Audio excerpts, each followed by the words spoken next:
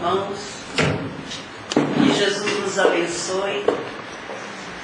Que a paz do pobrezinho de Assis inunde as nossas almas, para que, renovados, nós possamos retornar aos nossos empenhos de transformação. É com muita alegria, muita gratidão aos dirigentes da casa, que nós aqui comparecemos para celebrar com todos vocês esse aniversário de 3 anos.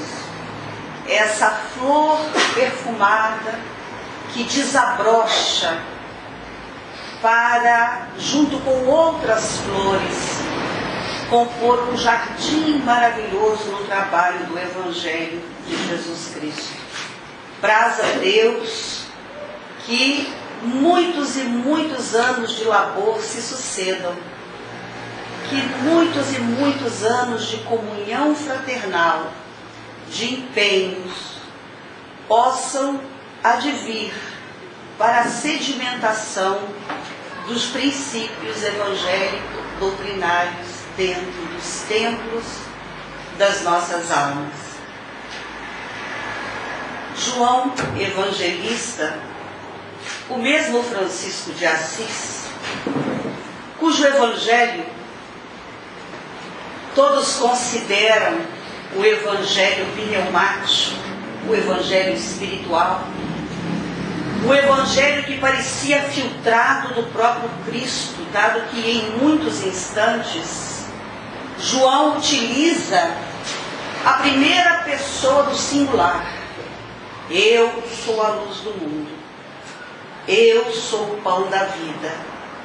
Assim, no capítulo 9 de João, versículos 39 a 41, ele registra uma citação numa passagem chamada O Cego de Nascença, em que ele diz que viera para aqueles que, vendo cegos, tornassem a ver, e aqueles que, vendo, se tornassem cegos.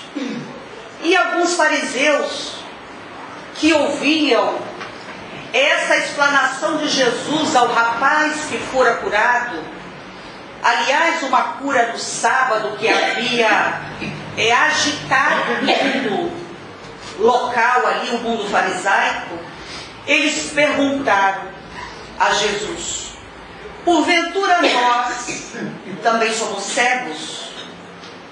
E Jesus responde serenamente algo que pode nos parecer um pouco complexo, mas dado que a nossa relação com o Evangelho ela não pode ser formal, a nossa relação com o Evangelho ela não pode ser distante, ela tem que ser explorada e sentida, não através da letra, mas através da mensagem contida atrás da letra. Como disse Paulo, ele orienta aos fariseus nesse momento: se fosseis cegos, não teríeis pecado. Mas como afirmam, vemos, aí permanece o vosso pecado. Será que quis Jesus dizer com isso? Ele quis dizer que nós, ancestrais caminheiros da capacidade de ver, mas não ver, sentido da visão, porque ver é uma coisa, enxergar é outra, e discernir é outra. E cremos que Jesus, sinceramente, queria dizer discernir o futuro, a caminhada.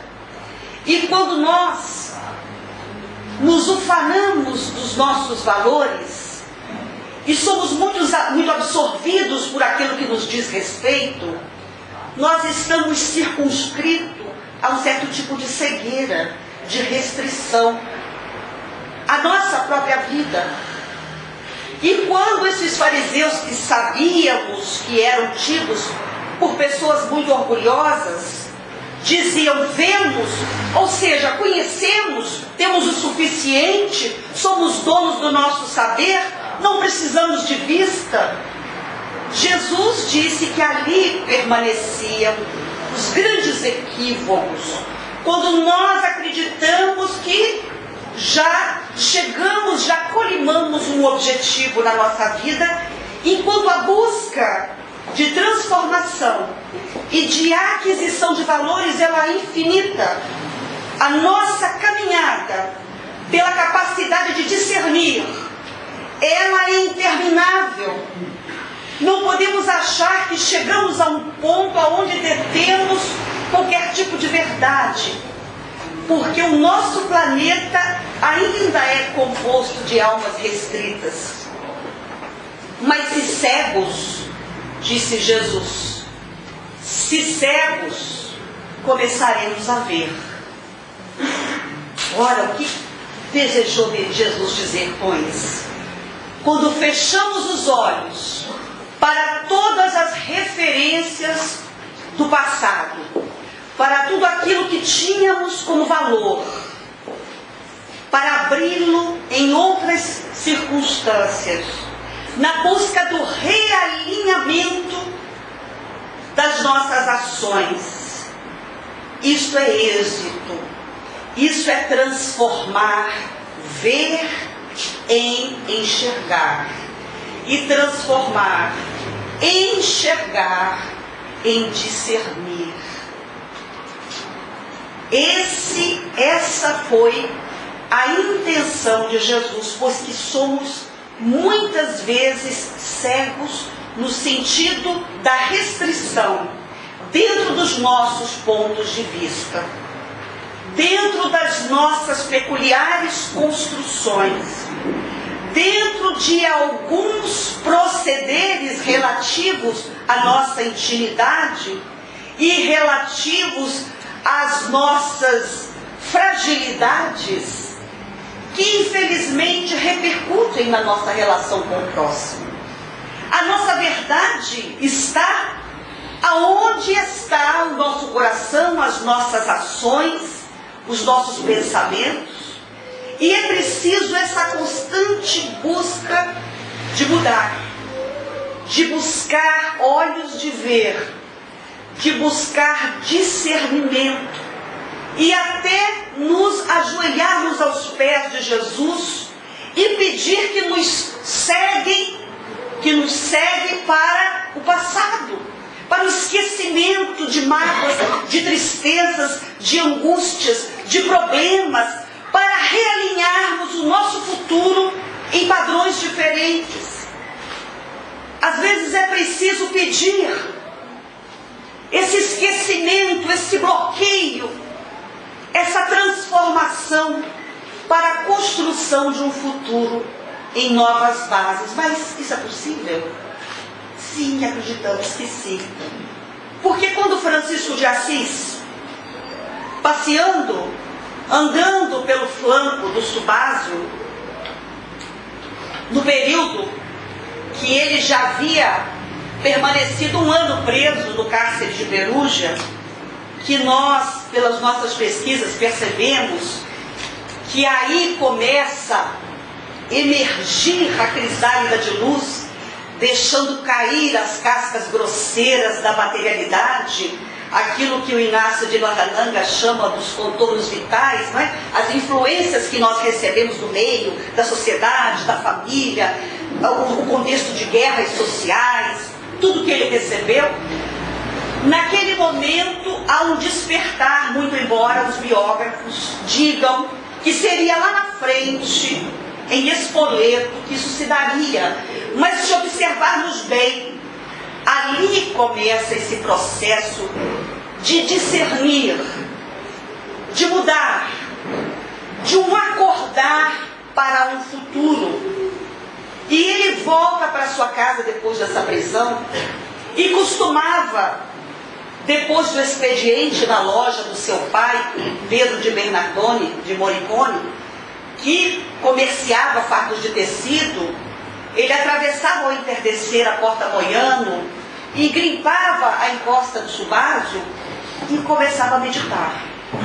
Ele estava absolutamente fascinado por Deus, pela espiritualidade.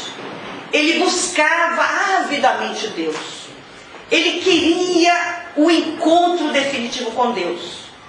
Ele estava num estado de completa fome de Deus. E caminhando entre as giestas, os freixos, os pinheiros, olhando lá distante, adormecidas na bruma, Spoleto e Perúdia, ele se depara com a pequena ermida de São Damião. E ao entrar naquela ermida, muito velha, a era grimpava alegremente, diz Larrananga, pelo lado de fora, e dentro apenas alguns bancos toscos, e no lugar do retábulo, uma pintura do Cristo crucificado ao estilo bizantino. E ele sente uma emoção magnífica. Ele sente um magnetismo puxando para aquele altar, como conhecemos. E ele se ajoelha. E o que ele reconhece naquele momento? Ele reconhece a sua cegueira. O quanto ele estava até então cego. Porque ele ora. E naquele momento de oração, num transporte mediúnico, e sob a assistência do Cristo, porque toda a sua existência, ele foi amparado diretamente por Jesus, parece que os olhos daquele Cristo tomam vida. E ele pede a Deus e a Jesus que lhe desse a fé, tão forte quanto uma espada, que lhe desse uma esperança tão larga quanto o mundo, e um amor tão profundo quanto os oceanos faz. Ao pé do Cristo crucificado, do Cristo bizantino, sê luz, Senhor, na escuridão que me é própria. Nasça cada manhã em minha vida, para que eu não caia nos abismos das minhas imperfeições. Nasça, Senhor, todas as manhãs como luz radiante, para que eu nunca caminhe na minha escuridão. É aquilo que Jesus disse. E espontaneamente isso brota em Francisco, o reconhecimento que buscamos sempre, um realinhamento de vistas, que faz parte da nossa vida, este refazimento de posturas, esta maneira de olhar a vida de forma diferente, de estarmos mais lúcidos, de estarmos mais clarividentes, para acertar um pouco mais e errar um pouco menos. Às vezes é preciso estar cegos, ou nos tornarmos cegos, para que um novo horizonte nasça. E é muito interessante resgatar que quando o jovem, aos 21 anos de idade, quando isso acontece, porque ainda aconteceria a sua viagem para a Guerra da Apúlia, ele estava absolutamente saudável. Ele era um jovem absolutamente saudável e reconheceu ante o Criador a sua cegueira. E perto de desencarnar, ele estava absolutamente cego. E ele disse a Frei Leão: Frei Leão, é primavera. É primavera, Frei Leão. Vejo um coro de anjos.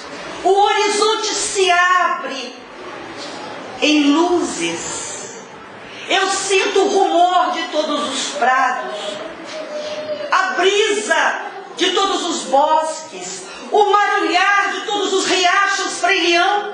É primavera, Frei Leão. Olha as belezas que se abrem aos meus olhos. E ele estava cego. E Frei Leão, em soluços, diz: irmão Francisco, não é primavera. Estamos nos primeiros dias do outono. Não, Frei Liel, tu não vês. É primavera, Frei Liel.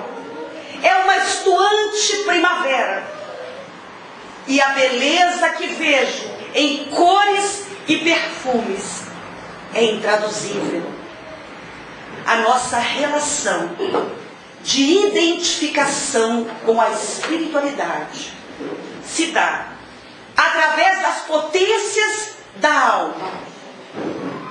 Imputamos muita coisa aos nossos sentidos primários, aos nossos 5 sentidos.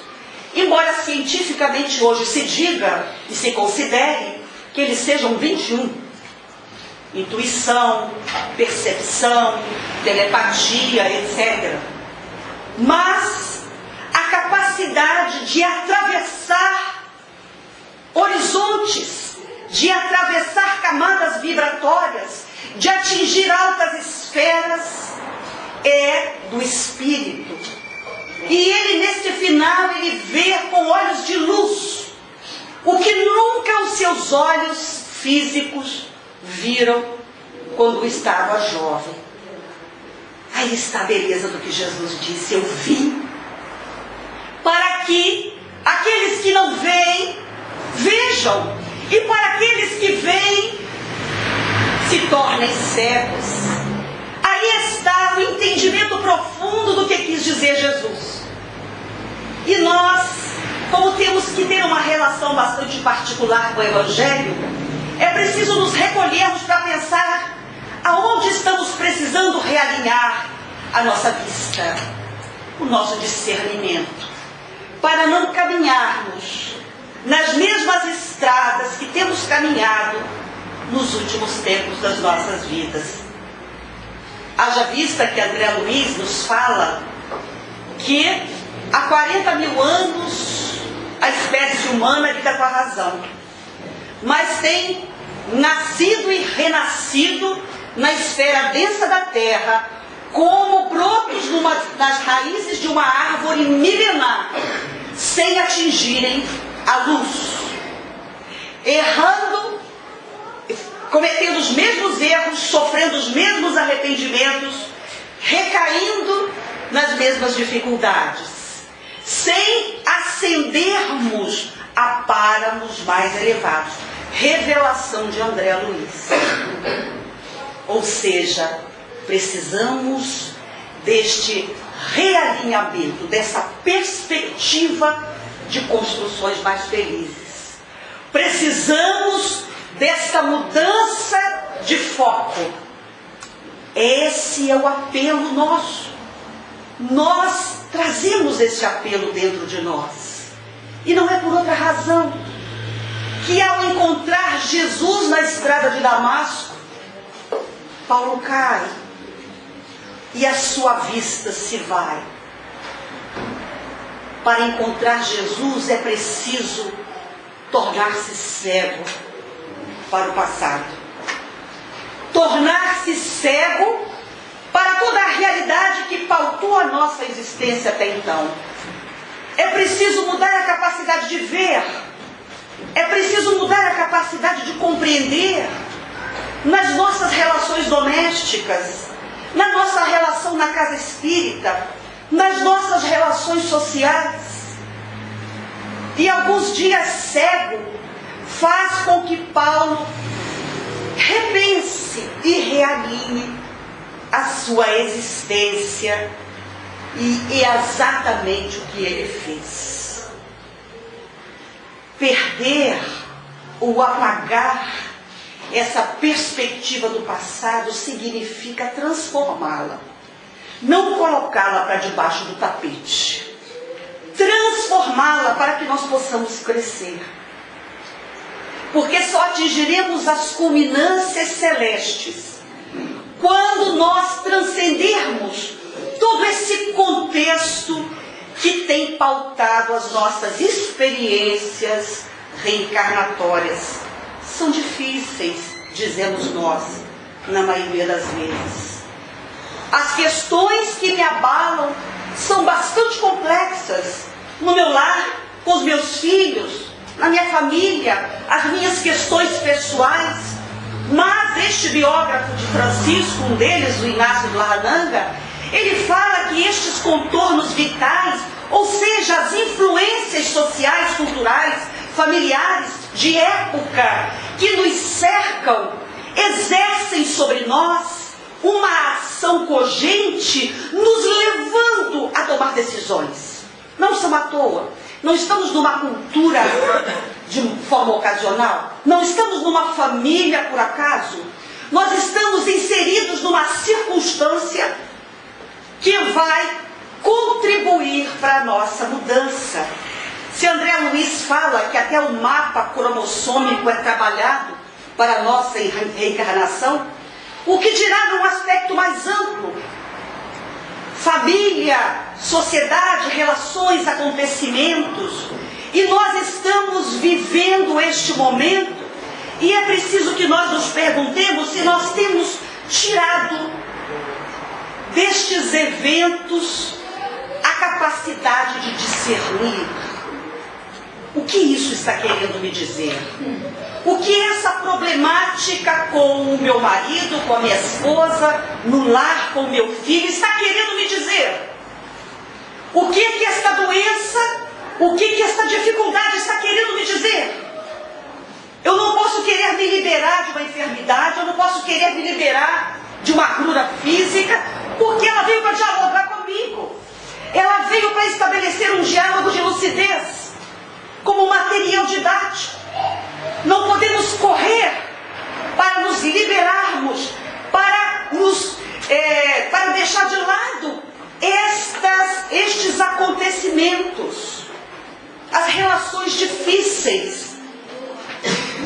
E não é por outra razão que já no adiantado da sua vida, conversando com o Frei Leão, irmão Francisco dizia: Frei Leão, há anos o meu pai e minha mãe brigam dentro de mim. E eu tento reconciliá-los. E essa luta tem sido toda a minha vida, Frei Leão. E eu sofro. E eu choro. Meu pai e minha mãe não se entendem, Frei Leão. E eu tenho pelejado por harmonizá-los, por pacificá-los, e não consigo. Como eu sofro, Frei Leão. Como eu choro. E ele estava se valendo de uma expressão figurada, como vamos dizer, como vamos exemplificar. O meu pai, até hoje, grita dentro de mim, Frei Leão. Pelejo pelo ouro, pelo poder, pela posição social. Não te abaixes, meu filho, não te humilhes. O que vale num homem é o seu brasão, é o seu destaque. Se te quebrarem o queixo, o nariz, quebra em troco maxilar do teu agressor. Não te abaixes, sê forte. Busca os valores da moeda, do ouro. Só eles valem nessa vida, meu filho. Só eles valem nesta existência. Repete, Frei Leão, a minha mãe. Repete ainda na acústica da minha alma: minha mãe, meu filho, ser bom, ser simples. Meu filho, junte-se aos humildes para ajudá-los. Seu conforto, o carinho, o suporte daqueles que necessitam. Meu filho, esquece o ouro, esquece os bens, esquece os apelos da matéria. Ampara, conduz, leva Jesus para o conforto das almas que sofrem. Esquece tudo mais relativo à matéria. E a minha mãe e meu pai me tiram dentro de mim, Frei Leão, durante toda a minha vida. E eu não consigo reconciliá-los. E nós percebemos que a figura do pai, às vezes, está expressa naqueles que se juntaram à ordem, quando ela já crescia de maneira irrefreável e que criticavam o fato de terem camponeses humildes, homens do povo, junto com clérigos, com homens de intelecto. E eles exigiam de Francisco imposições de cunho intelectual, escolas de saber, escolas de evangelho, seminários. E Francisco relutava, não querendo distinguir pessoas, dizendo que eu caminho somente entre dois marcos, manjedoura e Calvário. Dentro deste limite, somente dentro dele, eu quero caminhar. E a força, alguns deles tomam a direção de alguns mosteiros que já se espalhavam e impõem as suas perspectivas peculiares. Fundam educandários quando ele estava ausente no Oriente. E a desinteligência se forma, está aí, a expressão do Pai, da materialidade, do dogmatismo. Essa luta continuava porque, de outro lado, existiam os irmãos da primeira hora, que foram o grande sustentáculo da sua missão, num trabalho todo evangélico e dedicado à pobreza. Quando vão tentar, junto a Francisco, a conciliação com estes membros que buscavam intelectualidade, que buscavam estudo, que buscavam a preeminência dos frades menores, da fraternidade dos frades menores, ele reluta afirmando: eu nunca vi ninguém pelejar pela pobreza. Tenho visto sim, até dentro das nossas igrejas, pelejarem pelo destaque, pela riqueza, mas nunca vi ninguém pelejar pelo completo desprendimento de tudo na terra. E a minha linha de conduta é essa: viver o Evangelho na mais absoluta pobreza. E assim, nesse tempo de grandes angústias que ele viveu, que São João da Cruz chama de a noite escura do Espírito, que todos nós passamos pelas noites escuras do Espírito. Ele atravessa um período de bastante turbulência. Ele se dizia triste, muito triste. Ele dizia querer, inclusive, morrer, porque não conseguia controlar a quantidade de pessoas que se juntavam e traziam estes apelos que refletiam a mentalidade do seu pai, enquanto ele trazia em si a mentalidade da sua mãe. Todo o arquétipo materno era a direção da sua vida.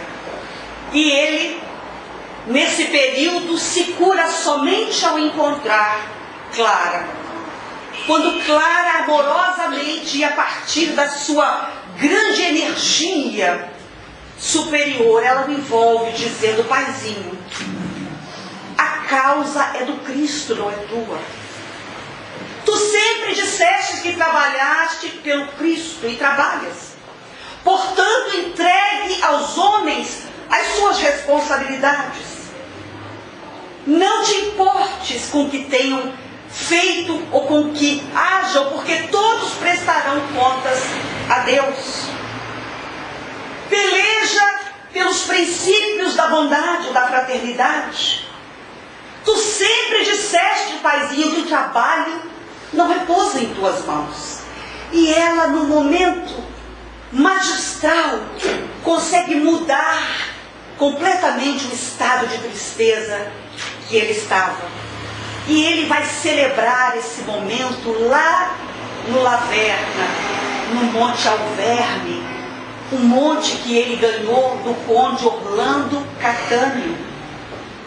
E quando ele chega lá, sentindo um bem-estar enorme, ele afirma para Frei Leão, se Deus tivesse um nome, chamar-se-ia paz. E é muito interessante. Outra citação também de São João da Cruz, que quando menos queremos é quando tudo obtemos.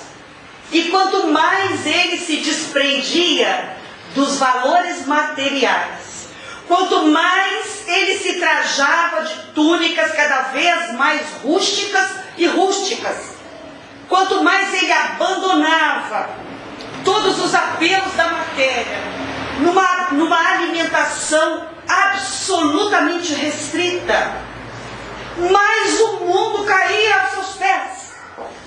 Ele encontrou o conde de Chiusi, que disse: vê essa montanha, é tua. Ele encontra um outro Pedro Velita, que aponta as grutas do Grécio e fala: vê essas grutas, Francisco, são tuas.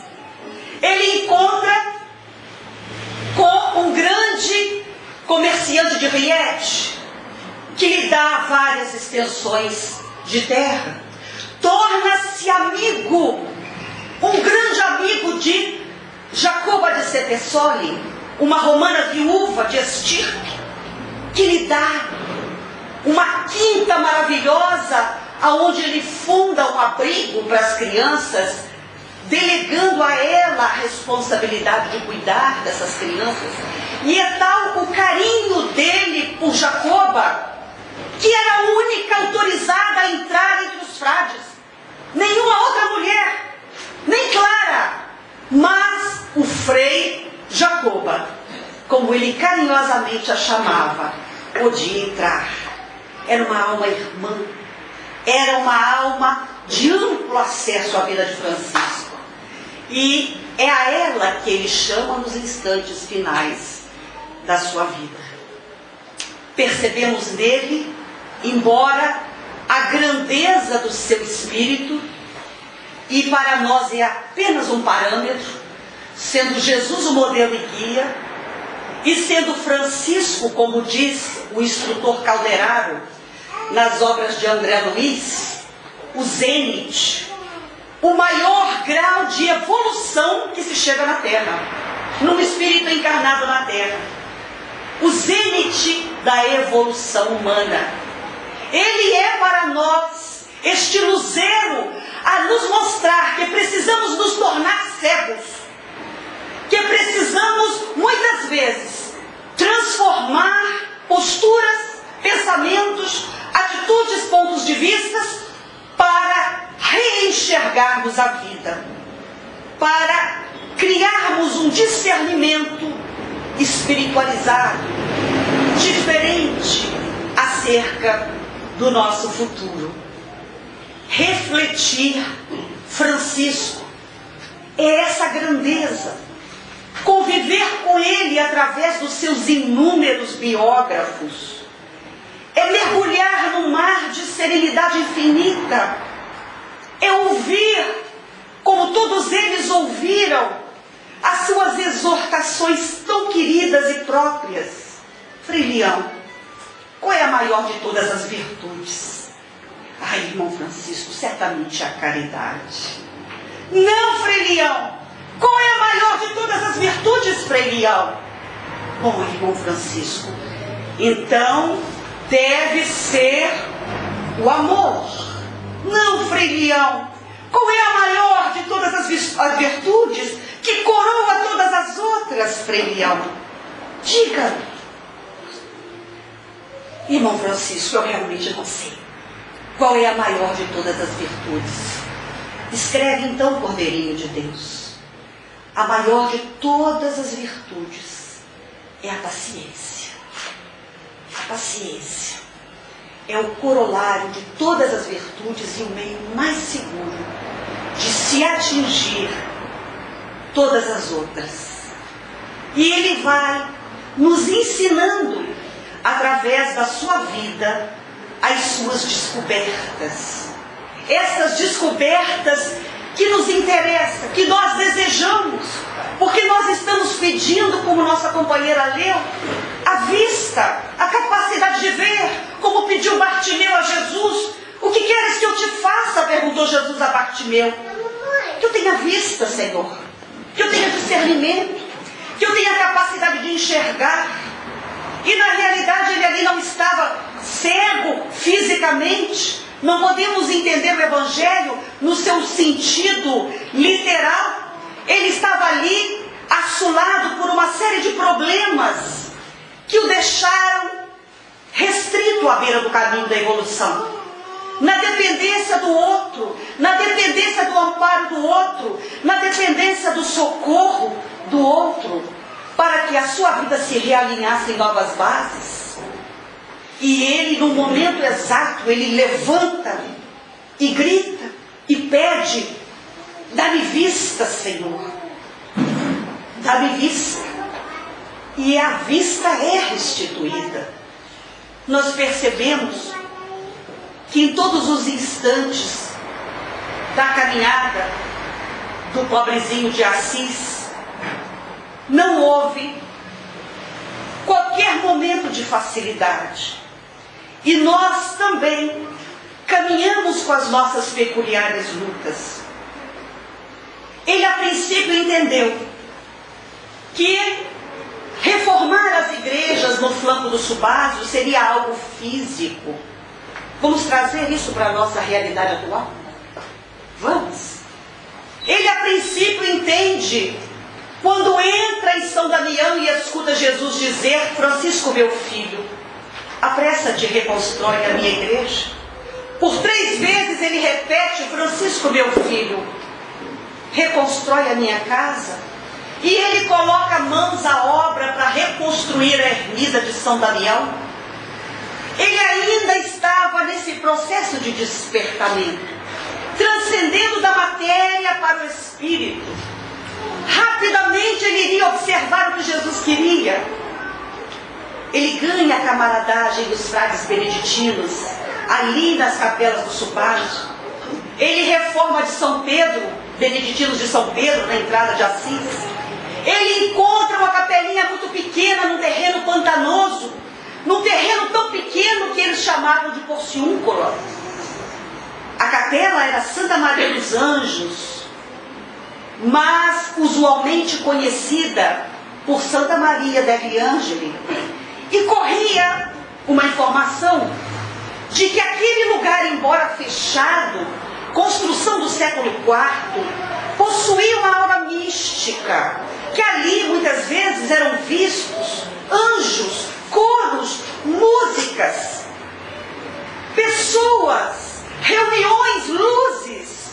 A espiritualidade já trabalhava em profusão naquele local.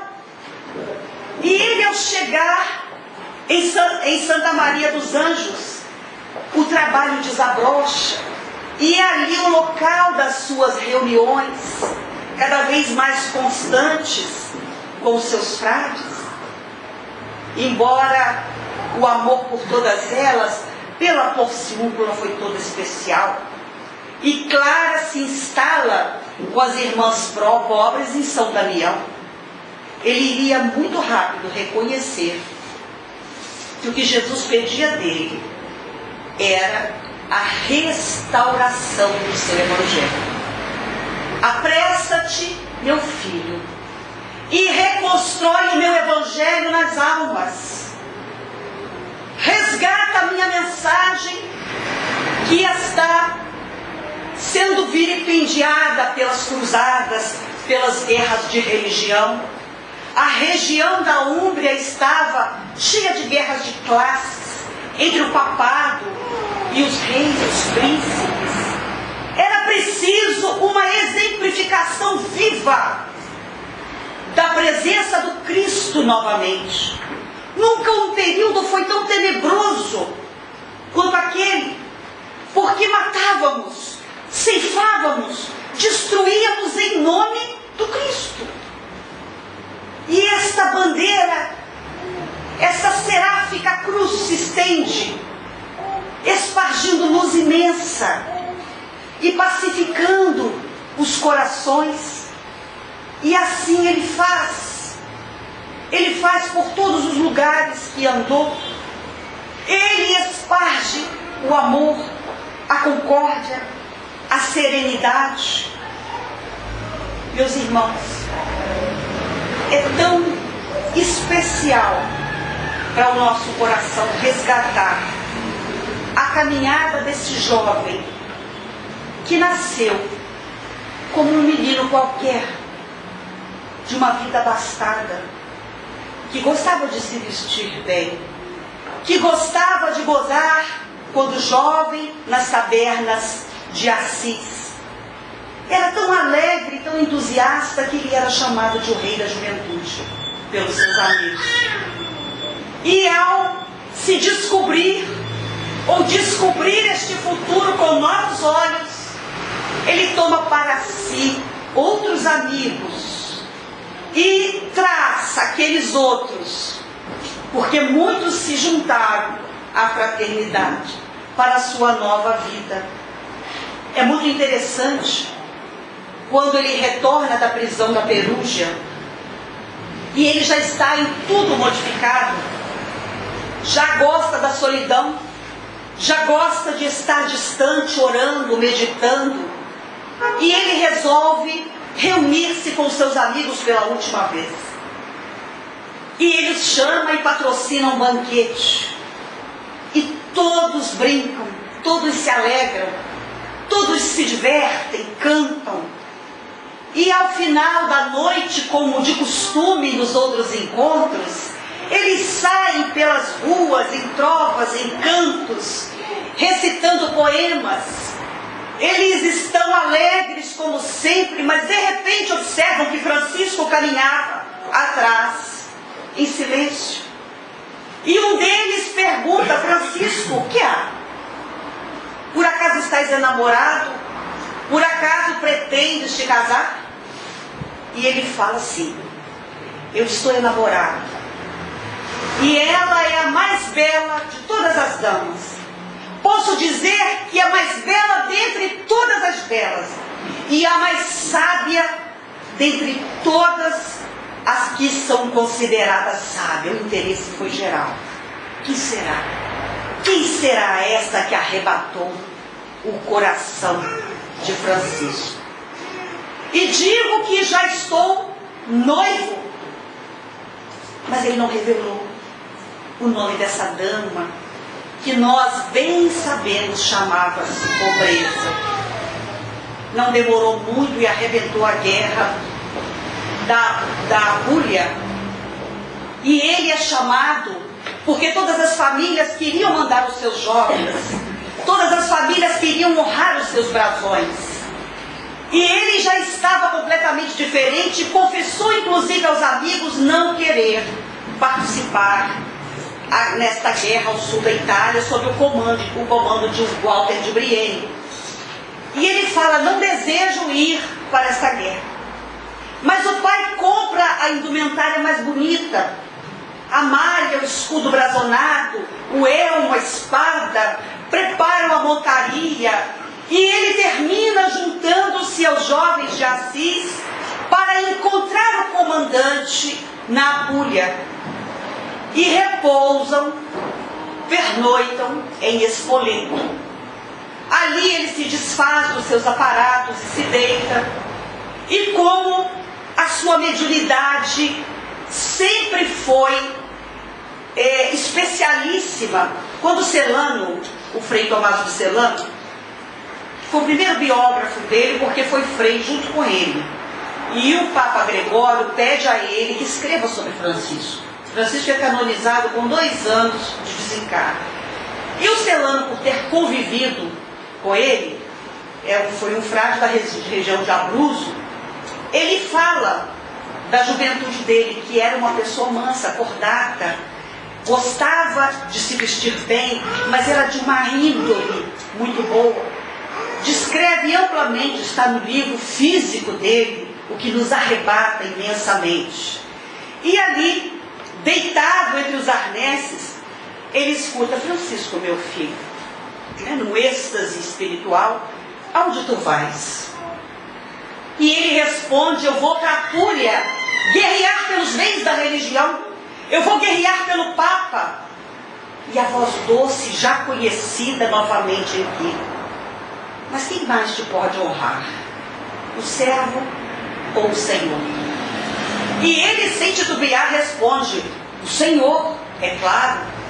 Então por que tu segues o servo e não o Senhor? E o que eu devo fazer? E a voz responde: volta, meu filho, que tudo vai te ser explicado. E ele volta, ele não pensa um minuto. O mesmo aconteceu com Paulo de Tarso.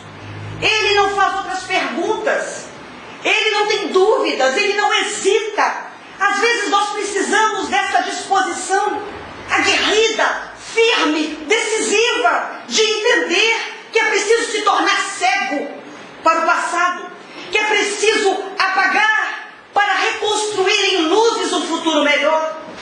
E ele sai galopando pela estrada entre Spoleto e Assis, o cavalo levantando poeira numa estrada física, mas a sua alma transportando toda aquela emoção numa estrada absolutamente etérea, magnífica. Jamais participou de uma cruzada, Francisco de Assis. Nunca foi para uma cruzada, esteve presente nas guerras regionais mais jovem. E ele, que sempre possuía uma certa reserva com os doentes, os leprosos, ele, ao caminhar, nessa caminhada de volta a Assis, ele viu um soldado que tinha, e viria a saber, um desejo enorme de estar na Apúlia. E além de mendigo e pobre, havia perdido todos os seus haveres nas guerras. Ele trazia aquela vontade briosa de participar do confronto pelo Papa. Francisco desce do animal, tira as suas roupas belas e veste aquele homem que ele repara estava também leproso. E ao fazê-lo, ele ouve: meu filho, quando tu começares a amar tudo aquilo que até hoje desprezaste, e começares a desprezar tudo aquilo que até hoje amaste, tudo que te parecia amargo, tornar-se-á doce como mel. E tudo que te parecia doce, tornar-se-á amargo, sem nenhum sabor. Não é uma maneira de se tornar cego para o passado. Não é uma maneira de discernir, de realinhar vistas. Não é uma mudança que o Cristo propõe quando diz: eu venho para aqueles que não veem, vejam, e para aqueles que veem se tornam cegos. Não é essa a proposta de Jesus para cada um de nós? E ele abraça aquele homem com tamanho ardor e começa a mudar a história da sua existência, assistindo-os no Hospital de São Salvatore de maneira muito especial, considerando-os todos os seus próprios filhos. Que vida! Que mensagem! Abriu-se os braços como cruz, já no final da existência, e de suas mãos chagadas, setas de fogo cruzaram toda a extensão da terra, atingindo-nos as almas com luz de vida nova. A seráfica cruz, que já no final da existência desejou retornar a Porciúncula, para ali naquele cantinho sagrado respirar pela última vez. Egídio, Leão, Ângelo e Rufino estavam com ele. O excelente Leão, o grandioso Rufino, que vive até muito velhinho, que se encontra com Luís IX de França, e em dado momento, sentindo a presença da morte, ele fala: dispa-me, por favor. E todos relutam em despir Francisco. Quero deitar na terra nua. Mas, paizinho, tu estás doente, as chagas. Escreveu Antônio Vieira de uma maneira belíssima. Não quis o Cristo dar a Francisco uma imitação, mas a perfeita identidade. Podia ter dado a ele 2 chagas, 3 chagas, mas deu-lhe o perfeito reflexo da sua própria vida, deu-lhe 5 chagas. Não valia para Francisco a imitação, mas a perfeita igualdade do Cristo, do que viveu o Cristo. E relutantes, eles descem Francisco e o deitam na terra nua. Ele disse: nu, cheguei a esse mundo e nu quero partir. Frei Leão, quando eu olho para trás e vejo aquele evento lá na Praça de Assis, onde me despi diante de toda a cidade boquiaberta, reparo que foi o mais importante evento da minha existência. Creio que tudo seria diferente se eu não tivesse feito isso. Ali eu saio um homem novo. Nu eu parti para a vida com Cristo. E nu eu quero voltar para a casa do meu pai. E tentando virar para beijar a terra, ele não consegue. Ele apenas acaricia a terra dizendo: muito obrigado, irmã terra, por seres o nosso primeiro e último abrigo. Obrigado por nos ofereceres os pomares, as frutas que saciam a fome dos peregrinos, dos pobres. Muito obrigado, irmã terra, por nos ofereceres os seus jardins, as suas flores, a sua natureza em festa.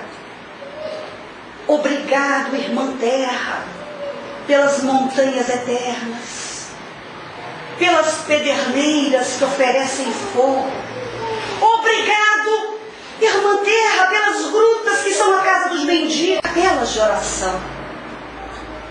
Ó Frei Leão, como as cegonhas voam dos seus ninhos para as montanhas eternas, eu também anseio voltar para a casa do meu pai.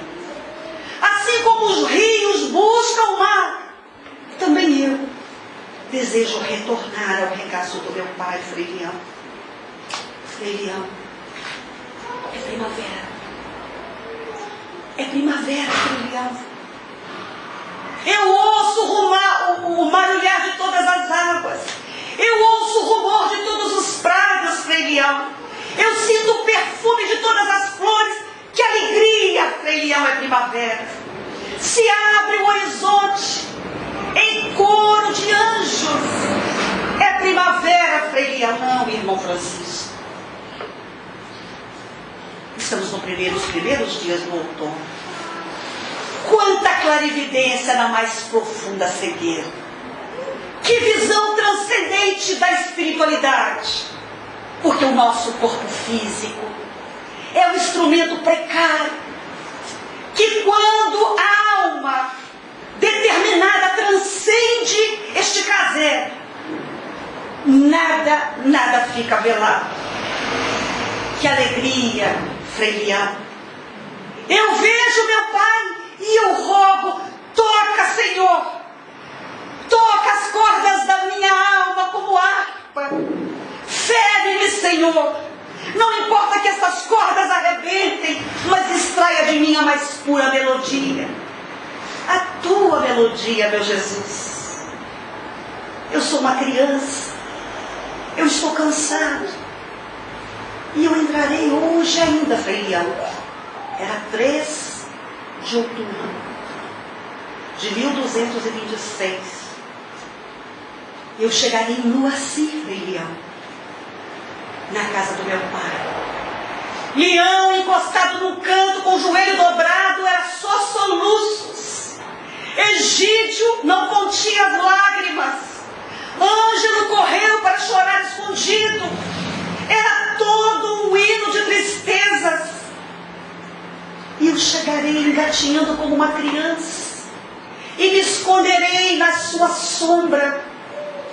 E envergonhado eu direi: Senhor, eu nada tenho para te oferecer.